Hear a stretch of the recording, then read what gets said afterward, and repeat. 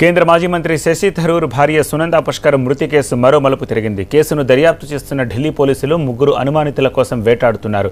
సునంద చనిపోయినప్పుడు ఈ ముగ్గురు అదే హోటల్లో బస చేసినట్టు పోలీసులు అనుమానిస్తున్నారు. వీరిని పట్టుకునేందుకు దుబాయ్కు పయనమవుతున్నారు పోలీసులు.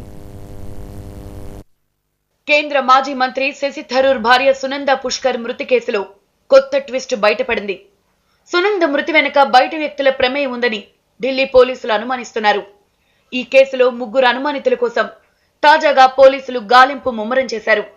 వీరిని పట్టుకునేందుకు ఓ ప్రత్యేక బృందాన్ని దుబాయ్కు పంపించాలని నిర్ణయించారు ఢిల్లీ పోలీసులు. సునంద పుష్కర్ ఈ ఏడాది జనవరిలో మృతి చెందారు.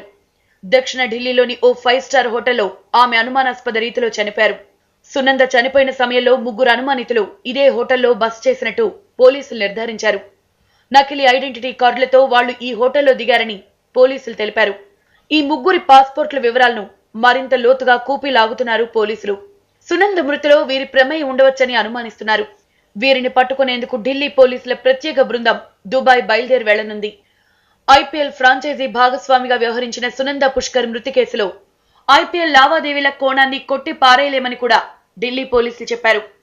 మరోవైపు సునంద పుష్కర్ మృతి కేసులో ఎయిమ్స్ వైద్యులు ఇటీవల రెండో నివేదికను పోలీసులకు సమర్పించారు.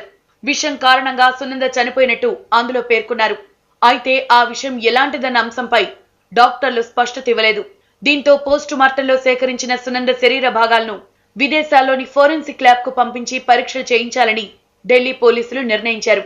ఏ విధమైన విషం శరీరంలో చేరడం వల్ల సునంద మరణం సంభవించిందో ఫారెన్ ఫోరెన్సిక్ ల్యాబ్ లో నిర్ధారణ కావచ్చని పోలీసులు అంచనా వేస్తున్నారు.